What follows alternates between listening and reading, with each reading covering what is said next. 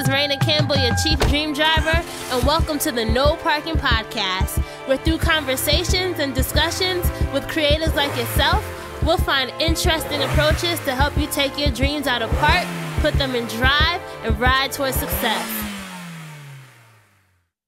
Welcome to episode 4 of the No Parking Podcast. On today's episode, we're going to be speaking with Mahisha Dellinger, President and CEO of Curls, one of the nation's top natural hair care lines. Curls is a company that she founded in 2002 after leaving her job as a marketing manager, switching careers, and then investing $30,000 of her own money back into her business. The brand is now sold in Target, Sally Beauty Supplies, Rite Aid, CVS's, Dwayne Reed's, and Walmart's nationwide. So we hope you enjoyed today's episode because Mahisha really keeps it 100% real about how hard entrepreneurship is, but at the same time, how rewarding it can be. So when you're listening, make sure to ask yourself, how bad do I want it? What am I willing to sacrifice? What am I willing to learn in order to make my dreams come true? I love to ask everyone when they first come on the show to kind of go back to their childhood days. How would you describe Mahisha, the small child, or the young adult? Wow. Well, that's a very good question. No one actually has ever asked that question. But you know what? Mahisha as a little child really told the story of who I was going to be as a young woman, because I didn't realize how different I was until I saw all of my other friends and how they were as kids. I was that kid that was extremely self-motivated, who was extremely responsible, above and beyond her years, that took everything that she did seriously. My mother was at work until 6. In first grade, got myself out into school every morning and back home, first grade. Think of what age that is when you're in first grade. That's like 7 years old. Mm-hmm. So getting myself up, feeding myself breakfast, brushing and braiding my hair, getting myself dressed and out. And back to school, and I made sure I did my homework before I went outside. I was disciplined and motivated and independent at such a young age. And so I feel like that really showed me later and spoke to who I am as an adult, that as a fiercely independent child, I knew how to take care of myself. And so as an adult, I think it really did me justice to have that independence. My mother didn't want it to be that way, but it was just by force. She had to work. So I had to step up and take care of myself. And were there any signs, when you were younger, did you ever do anything that made you think, one day I might own my own business, or one day I might be the one running stuff? I know that you said you were very motivated, but do you have any stories of anything that you did when you were younger that kind of, thinking back at it now, you're like, oh, wow, destiny? Well, I did a few things. Like I started my, in 5th grade, I put together, created, and organized and put on a fashion show and dance performance for my entire school. I auditioned the girls, organized what we're going to wear, all the music, got the permission from the principal, and put it on the entire show myself. That was in 5th grade. Then in 6th grade, I created my first Michael Jackson fan club. And it was such a big deal. It was an official fan club where we had to there were bylaws I created. And so I always had this leadership desire and leadership skills that were just innate. I would see something, want to do it, and get it done.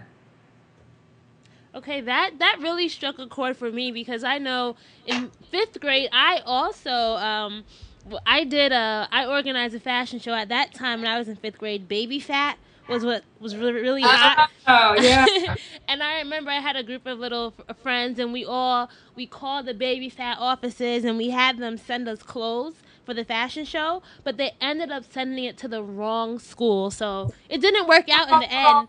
No. That was kind of my own experience into entrepreneurship at a young age. But I think it's so important, as you may know, that to really reflect on who you were as a young child as you start building your dreams and as you start thinking about where you want to go, because you can find some clues as to things that might be possible, interest for you, right?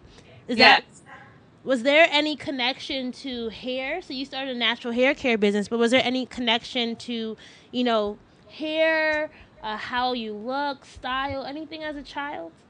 As a child, the connection with hair, I started doing my own hair when I was 5. Mm-hmm. So that's easy when you have straight, thin, tangle-free hair. No, I had curly, long hair. So I learned to take care of my hair myself. My mom stopped doing that when I was 5. And I had, like, all my pictures, my school pictures, I have my hair styled by myself. So it was a passion of mine. I wanted to learn. I thought I did the most amazing styles. But it was something that it was very important to me, how I groomed. I was always into well grooming, because maybe it was a sense of I don't really have much. So what I have, I'm going to do the best with it and make myself look the best I can.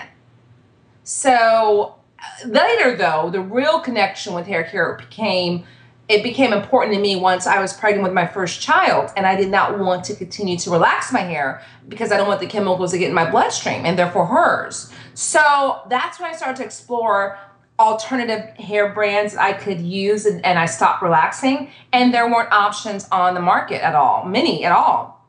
So that was the aha moment. I stopped relaxing and I did my due diligence and did the research and found that there were others that were newly natural, and the category hadn't expanded yet, hadn't even been named a newly natural market. And I thought, okay, I can build a business around this and meet the needs of this untapped market. So let's rewind a little bit.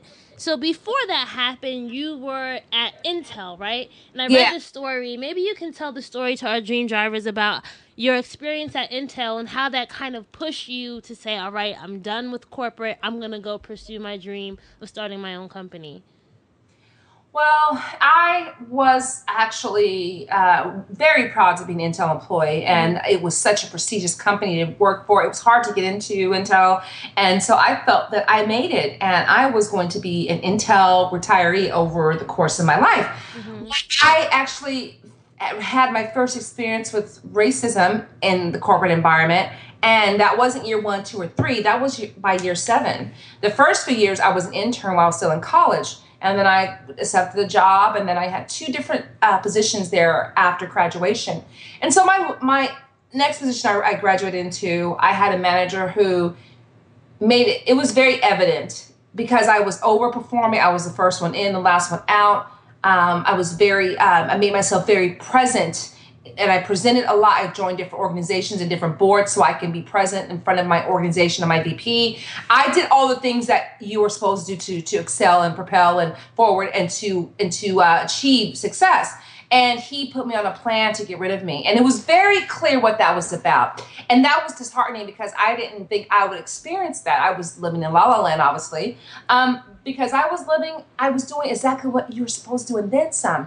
And so that was a moment for me when he put me on a corrective action plan to get rid of me in 6 months. And I had a little girl to take care of. I was scared. I panicked. I was so worried because I didn't know what I was going to do had he, at that 6-month mark, let me go. That was the plan. And so I knew then at that moment, going through the 6 months of torture and dealing with this man who had a racial bias, that I didn't ever again in my life want to give anyone the power over my life to control my destiny for 1 month, for 1 year, for 10 years, however long I was going to be out of business because this man, I didn't want to ever let that happen again. I'm going to own my destiny. I'm going to determine how far I go. I'm going to work hard for myself since my work ethic didn't matter and didn't help me in this case. I'm going to do it for myself and create a legacy and leave something behind for my next generation. Oh, wow. So how was that transition? How did you transition out and start creating for yourself? Well, the interesting thing is that I actually asked, I was really concerned about the situation in Intel, and I remember praying about it for many, many months. And the funny thing is that I prayed, you have to move this man out, because every time I interviewed and people would call in to check on me, he would say horrific things. They would call to check the references. And so he has to be moved because he's blocking me from leaving and he's going to get rid of me. So he came back a month later and told us that he took a promotion to Intel in Malaysia. And I'm like, yes. So he left and I got another manager that took over that position. And so then I continued to interview and I got great reviews from my manager and I left that department, went to a different department in Intel. Now, the average person probably would have said, okay, dodge that bullet. I had a great manager in my new department, but that wasn't good enough. I realized it can happen again. So while I got past that situation, I was able to exit out and I was able to get in a new situation, new environment, new position. I got a raise and a bonus for all my work I did prior. And I realized that, okay, I'm here now. I'm in this new department at Intel, but I'm going to now pursue my dreams. And I started doing research there. I took my lunch hours to hold meetings and I worked after hours. And that's how I started. But then I transitioned into sales, because if you want to start a business and you want to really go hard at it, you can't do so with an 9 to 5 because you're in the office all day. So I knew I needed flexibility so I could actually have income to sustain my family, but then also work on my passion. So I went into sales, pharmaceutical sales for Pfizer. Pfizer was the #1 pharmaceutical company at the time. So I was able to see all of my doctors, because they have a quota, by noon every day. I got all my doctors seen, all my appointments, all my drugs sold by noon. So I took the rest of the day, every single day, to work on curls. So that's how I was able to do it. And I kept that job for a long time until I could not do it anymore. But I reinvested every single dollar made from curls back into curls. And then my full-time career income was just for the family and bills. So I never tapped into the company to pay for my life. And that enabled me to grow it organically without investors and without debt. And so do you think not having investors in the beginning was good? Because I know a lot of people now are always looking for startup funding and looking to borrow money, a lot of GoFundMes and Kickstarters for people's entrepreneurial ventures. But do you think that's always the best route? I don't think it's always the best route, but I think it's based on your individual situation. But I do know that having investors going in could be a good thing. You can get help, assistance from someone who knows the market, but you can also get a basket of investors. You can have a deal gone bad in a heartbeat. And if they take over a majority, then you're just, the name. So I really wanted to own it. I wanted to manage it. I wanted to be all of mine. Had it been easier for me had I had maybe financial support from my family? Absolutely. But I didn't have that resource. I didn't have anyone in my family that had any disposable income to help. So I had to go that alone. I would suggest, depending on the industry, like tech industries, obviously you need investors. But depending on what kind of business you're in, if you're smart and wise and play your cards right, you can go it alone if that's the route that you want to take. But I'm glad I took that route because it gave me 100% ownership and control and no debt, zero debt. I started this business without any debt. Oh, wow. Yeah, so a lot of our dream drivers are in the creative and lifestyle field. So there's stylists, photographers, people who are selling products. So they might be people who are selling products like yours or other things like that. And a lot of people that we talk to, they're so scared to invest in themselves. I know I read in one of a recent previous article that you did that you invested about $30,000 of your own money into your business. Was that all at once, or was that kind of over time? That's all that it amounted to. That was initial get up the startup money. So I hired my cosmetic chemist to create my formulas, got the website created. The first initial purchase order, bottles and labels. It was everything I needed to get going. And the chemist was the biggest expense of them all because I had to pay per formulation. So that was the biggest piece. But not everyone has that expense. Yeah, so our theme today is all about conquering fear and accomplishing your goals. Were you ever scared that you weren't going to make that money back, or that it was going to be a flop, that you were doing the wrong thing? Well, I had to invest in myself. No one else. If you can't believe and invest in yourself, who will? Mm-hmm. So, but another key thing that gave me confidence was I did my due diligence. And that's something I always command everyone to do. Definitely do your due diligence to see if it's a profitable business that will be sustainable. So I looked at the data and it was a no-brainer. Now, could it flop? Maybe if the products weren't of quality, perhaps I possibly couldn't have known how to go to market, how to get it out there, but I was a marketing major, so I had that in my back pocket. It could have still failed because 80% of all businesses do in the first year. But I felt like here's my chance. And I had a backup plan with my day job. So that gave me the confidence. Some people quit their day jobs to go full force with businesses, and I don't suggest that at all, ever. So you're suggesting that you test the waters before you make the full jump. I said, when you leave, you make sure that you can sustain your life and the business with the income from your business before you leave your company that you work for. Because if I had to live on in the early days, the Curls money that was coming in plus reinvested, it would have stayed a lot smaller. I wouldn't have been able to do both, but I wanted to be able to really grow. You have to really put money in to make money. I like that. You have to put money in to make money. Let's talk about the beginning days of Curls. What were some of your biggest challenges when you first got the product off the ground and had your first customers?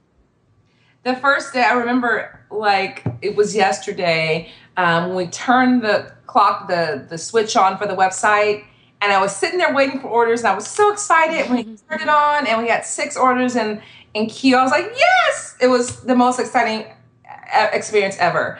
I mean, probably the next experience ever was my easiest sell in life, which was to Target, and I've had so many no's. So those were the 2 most prominent, enjoyable memories of my life: this turning the switch onto the website and seeing orders waiting for me, and then selling Target. So how did you get your first customers? How did you get people to know that Curls was a new brand and they should buy it? Well, I am the consumer, so I know what she needs. I know what she's looking for, so I'm able to speak to her authentically, and that was the difference. And so connecting with her and being authentic is just, I can't overstate it. A lot of companies have to do focus groups because they want to understand the Black consumer, like the Pantenes of the world. They want to figure out what we like, what we do, where we buy, where we shop, how we, everything. They want to understand us because they're not us. But that's not my problem, and I understand us intrinsically, and that has always been an advantage. Okay, and you said that Target was one of your easiest sells. Now that's interesting to me because coming from the e-commerce world, I've heard about how getting into those big retail stores, especially as a natural hair care brand, can kind of be a little bit hard. So how was it so easy for you? Well, it was easy. Let me just preface this by saying that I pitched before that Sally Beauty and Walmart, and God knows from them. Mm-hmm. So the point when we went into retail with Target, we had been in the marketplace for 6 years, so we weren't brand new, but we had a following already. And so when Linda Sullivan, the buyer at the time, actually started to look at her relaxer sales and realized that the sales were down, that she wanted to freshen the category. She started to look on the internet and to see where buzz was happening. And so she wanted to bring 4 to 5 brands to test. I was one of the 4 of the brands testing, and she tested us in 105 doors on an end cap. So why that was easy, I went into the meeting, I brought my packaging, all the products on the desk, I started my pitch, and 2 minutes into that pitch, she said, "I love it, I'll take it all." I have never gone just 2 minutes into anything and gotten a yes that quickly. But she already did her due diligence and her research, and she knew, I guess in her mind, that what 4 she's going to bring together. And she had us together, and it worked out well. And we went from 105 doors to 400 doors to 800 doors to 1,500 doors, and then, nationwide. So she tested us. She found it was the right thing, the right call. She made the right decision. And they've been a very amazing partner. So how long have you been in Target for? Since 2007. Oh, wow. So were you guys one of the first? We were the original part of the original 4. Okay, wow. That's so great and so inspiring, because I feel like a lot of people now, they understand how important those distribution channels are, especially if you are in this space. If you can get into the Target, it's also good marketing, because a lot of people, they may see your name on the shelf and then they might go back to your site and then also interact with you there. Yep, exactly. So something that you talked about, which I think is very important for our dream drivers, is the importance of due diligence, right? Making sure you're prepared and making sure you do your research. Was there a time when not doing your research and not having this due diligence kind of had a negative effect on your business in some way?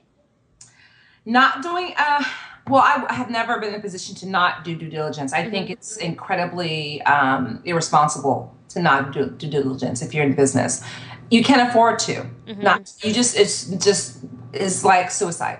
You have to know what you're getting into, especially if you're investing your time and money into it. It's not an option in my mind.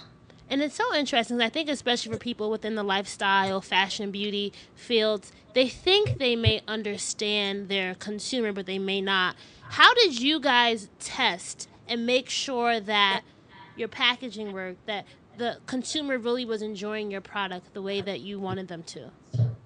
In the retail space? Yes, for curls. Yeah, we already had the 4 brands that she bought in already were in the market for a while. So we weren't brand new. We didn't have to test it. We already had our audience. We had to drive our audience from online to Target. And that was a shift. So we didn't have to test. We already had the following. Okay.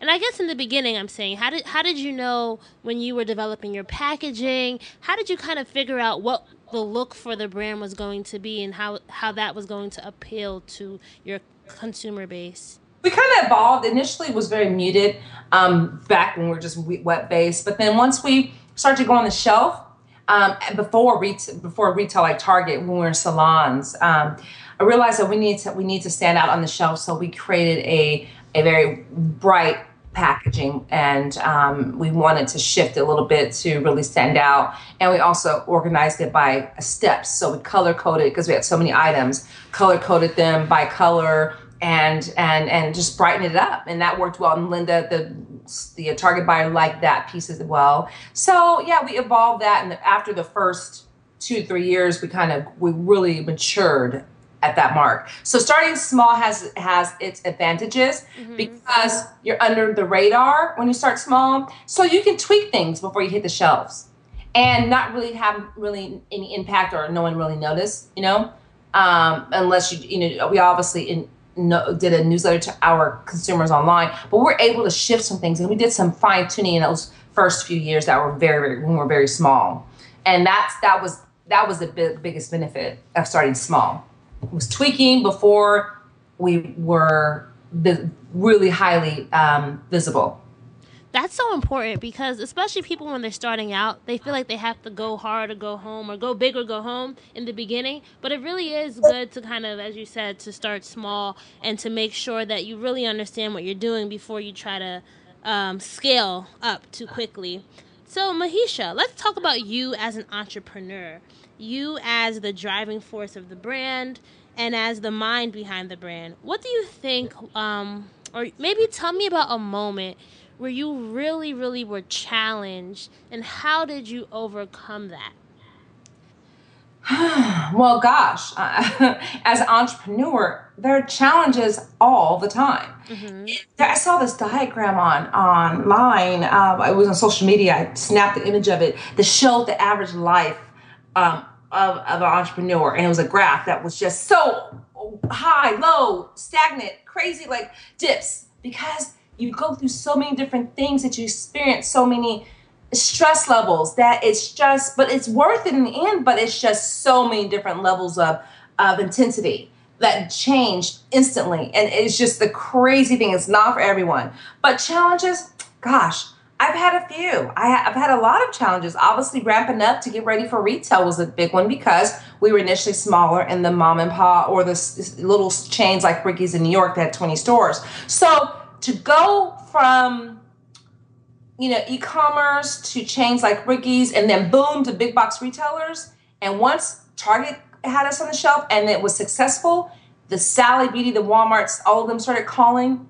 And so scaling from that level to the retail level was a little bit challenged, but I had, again, great resources. I always say, make sure that you have a seasoned mentor in your industry that can help. And that's what really helped me too, because there are a lot of things that can happen. You can get a wrong deal if you don't negotiate properly. And if they know that you're brand new, sometimes some retailers take advantage of you.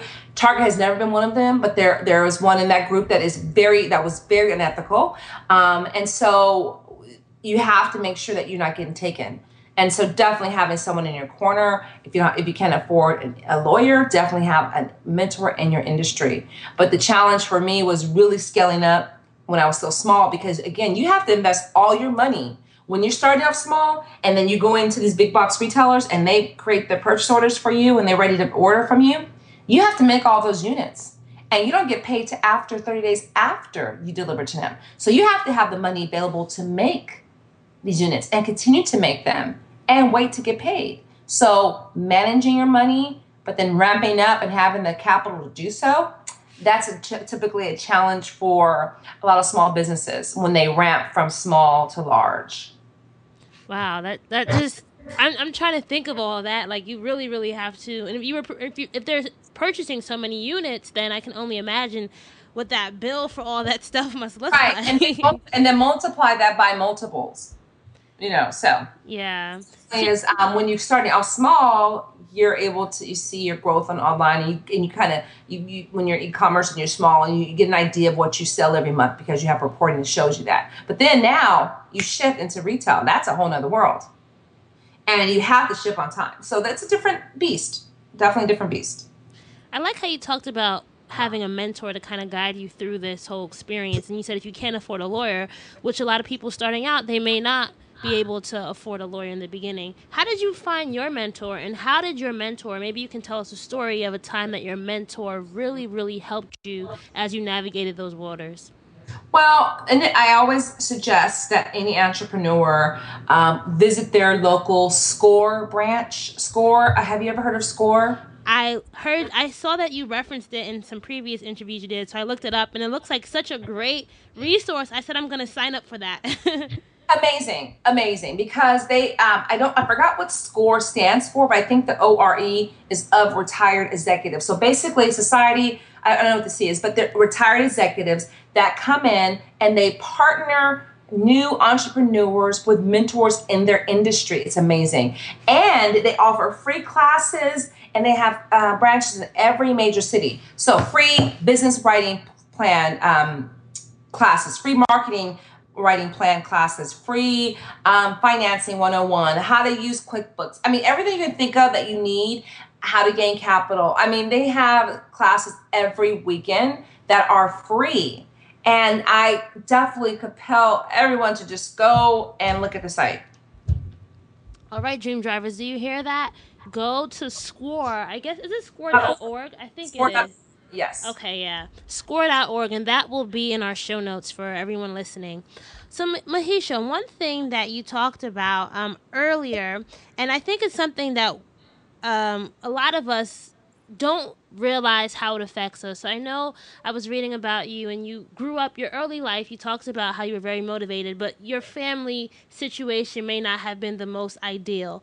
Now that you've made it, and now that you're an adult, a woman, do you ever feel like, how does that affect you now? And I just say that because I think a lot of entrepreneurs, some things that may hold them back from really pursuing their dreams is this guilty feeling of who they may leave behind or who they may not be able to help as they rise. Has that ever been something that you've experienced? I haven't experienced guilt because I have succeeded against all odds with every odds stacked against me that every single person in my family has also faced. Mm-hmm. So it was just a decision I made. So I don't feel guilty at all. Now, I can say that I've helped a lot of family members that I feel were not just looking for a handout, but just really needed help and were doing right. I've helped several. Mm-hmm. Some people are continually, doing the same cycle of dysfunction. And I'm not going to contribute to that. Mm-hmm. But I have family that I'm very close with that have had down times I've helped. And I do it based on what God puts on my heart. So, no, I don't feel guilty because I have a giving heart and I give back and I help those in need. And God puts it on my heart. I do it and He blesses me for it. So I don't have any guilt at all. Okay. And the reason why I asked that is, so we had a question from one of our readers who was saying how or one of our listeners, I should say, she in her comments said that one thing that's holding her back is that she feels as if her family may not be supportive of her dreams to start her own business. What would you suggest to this person? How can they, really take the leap and be courageous and start it despite not having the support that they may want? Well, you know what? I'll say that if you're looking for support to get started and that's holding you back from your family, you're gonna have to toughen up because you'll get so many no's and lack of support from people outside that you're trying to do business with. So being an entrepreneur requires that you have thick skin. So if they don't support your dream, know that you do. And if it's your passion, you go past someone else's disbelief and live in your belief. You can't let someone's disbelief hold you back. How did you, or I don't want to assume that you didn't have thick skin, but how can someone who may not naturally have thick skin practice having thick skin and being more confident? And you know what? I don't know if that's something that's taught. We were talking about this the other day because the reason why I can tell you that the reason why I am so strong, I guess is the word, is because of how I grew up. Do you understand that where I lived, we had drive-bys, home invasions, gangs, all kind of craziness that I lived through. And I survived like the most dysfunctional, dangerous community in Sacramento. And if you can get through that, then I'm thinking, for me, like being told no by someone and I want to pursue my dream, I'm going to continue going after it. I've been through worse things. Our own house got shut up multiple times, drive-bys, and members looking for my brother. I mean, we've had so much in our family that I've seen myself and experienced that it's an easy thing for me. So for someone who doesn't innately have thick skin, I don't know how you can teach that. But I can say that if it's not something that it feels comfortable for you, I don't know if it's something you can be taught, honestly. That's very interesting. It's something that, you know how they say you're the sum of the 5 people that you surround yourself with the most? Yes. And it's something that even I look at like my own group of friends, we all kind of had similar life experiences or kind of have that same mentality. And maybe I don't realize that some people really aren't cut out for entrepreneurship. Do you think it's for everyone? No, it's not for everyone. It definitely isn't for everyone. It definitely isn't. Unless otherwise everyone would have a business. It's not for everyone. It is not for everyone because there are so many pieces to be an entrepreneur. People see the success of those who make it, but don't see the struggle that happens, that takes place to make it there. So they see the glory after all of the sleepless nights and all of the, the uncertainty and the highs and lows and, when you have a market crash or bad economic times. I mean, they don't see all of that. So it isn't for the weak at heart by any means. Some people really feel more comfortable knowing they're going to get the same paycheck every week. And I have a friend that said, I could never do this because I like to know that I'm going to get paid a certain amount. And while obviously the way to wealth is not through working for someone else, not by true wealth, you can definitely over time, if you're smart and save and invest, definitely can become a millionaire after it's time to retire. But I don't want to wait till I was retired to become a millionaire. I want to be a millionaire before then. And at what age did you become a millionaire? What age was I? That's a very good question. I do not know. What age was I? I don't know. I'll have to get back to you on that one. Like a few years. That wasn't. I should know that, but I don't. It never occurred to me to stop and go, I made it. Because you know what? One thing I don't do well, and I have to really work on, is stop to smell the roses. I will get to a goal, achieve it, and I'll go, okay, now I need to surpass this. And it never stops. So I can't tell you when I hit that benchmark because once that happened, it went, all right, now on to next. What can I do now? Now to be a multi-million-dollar company. And now I have to do X, Y, Z. And, it's just, it can become a cycle for entrepreneurs that love and thrive on success, that have a hard time appreciating the journey. Is there anything else that you wish you made, something else that you wish you were better at? So I know that you just said that you wish you could stop and smell the roses a little bit more sometimes. Is there anything else as an entrepreneur that you're working on? Yes. Work-life balance. Okay. And why is that hard for you?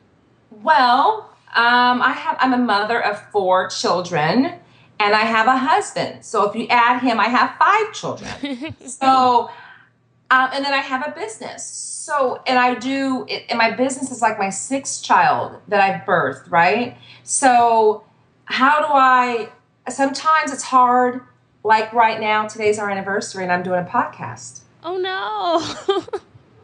Hopefully you guys have time after this. Well, we celebrate over the weekend. We went away. So just to preface that, but work-life balance becomes a struggle, and that's why you have to have a great team, because there's some days where, like, buying season for us is March through May, where we're meeting with buyers, and the preparation for that is insane. So it's a lot more hours.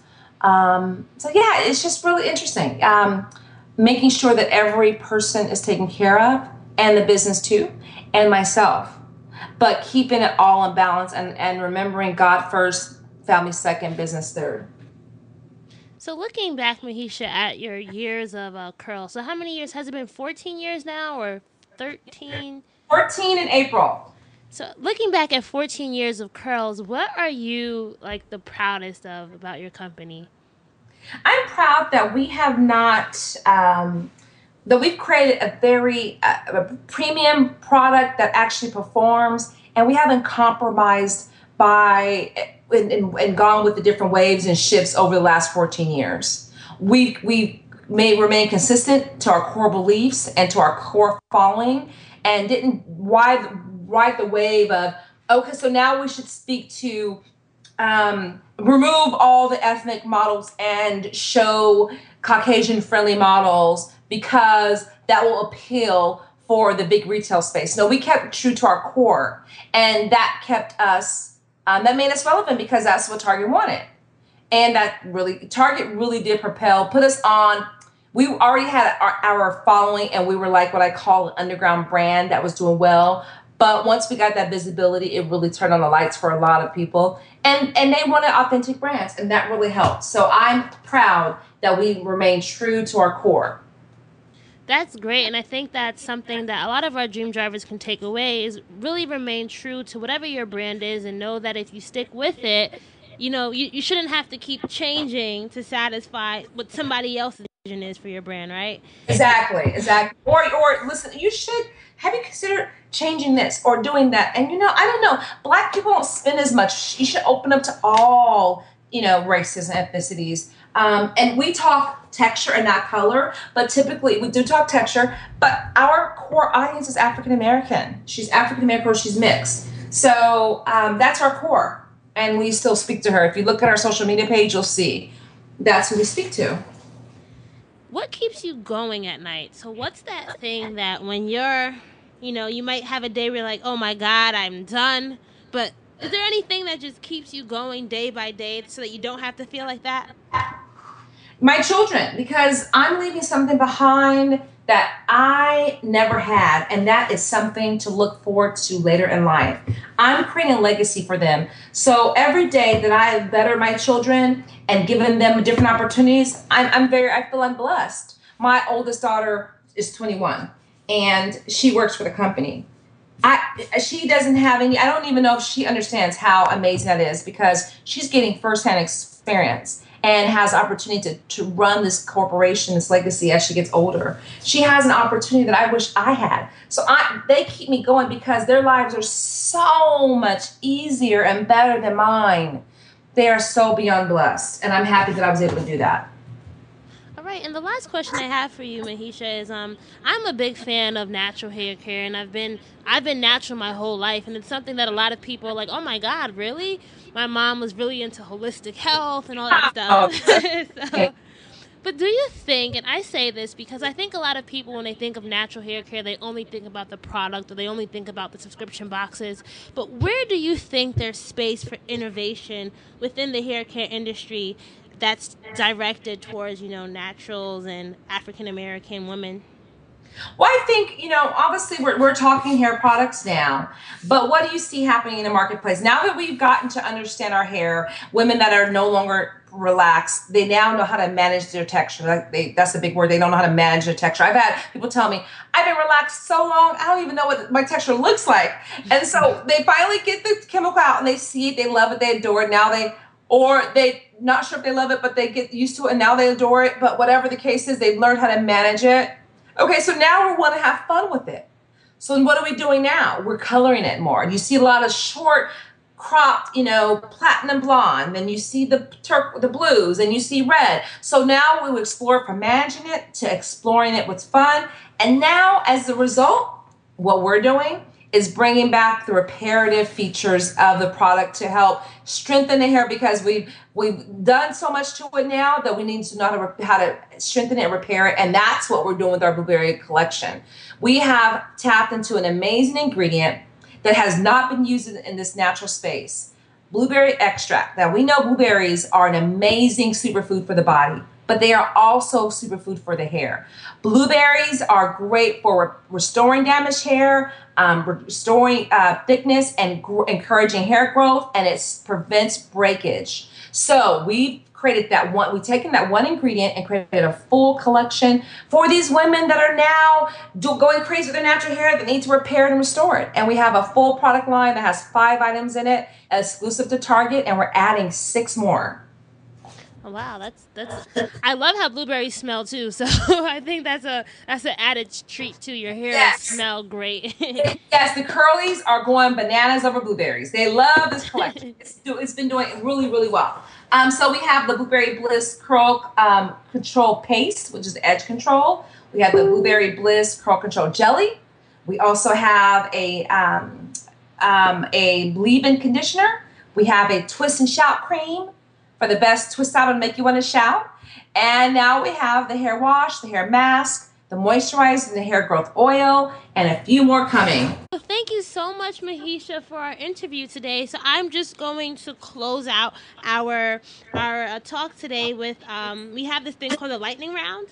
So I think I sent that over to you in our pre-chat in the prep for the interview. But I'll ask you, I'll give you a prompt, and I want you to tell me the first word that comes to mind when you hear these words, okay? Okay. All right. Park. Recreation. Reverse. Life. Neutral. Color. Drive. Mahisha. Okay. And our final part of our segment will be our keys to success. So our theme today was all about conquering fear and accomplishing your goals. And I really think you spoke really, really well about how you accomplished many goals that you had both for yourself and for the Curls business. Can you kind of give me what you think are the most important tools that you think any aspiring entrepreneur really needs in their toolkit in order to be successful?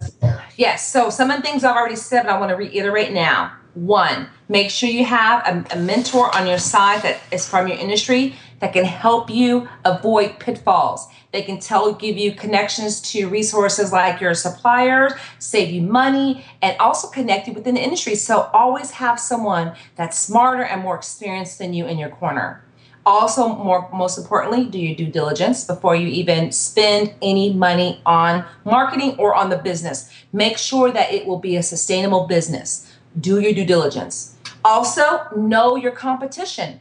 It's okay if you're the second one to market, third one to market, because you can take and do your research on those companies and launch a product and do better than they did. Pick up whatever they haven't done well, and you do it well, and you can overtake that market. So continue to know your business and your competition. And I'll also say to learn the power of no and embrace it, because embracing the power of no will give you the skill set to sell tough situations and the thick skin to get you through entrepreneurship. So embrace it. There'll be some challenges, but know that it will help you in the long run because you'll be tougher for it. Great. And Mahisha, can you tell us where our interested listeners can find out more about Curls?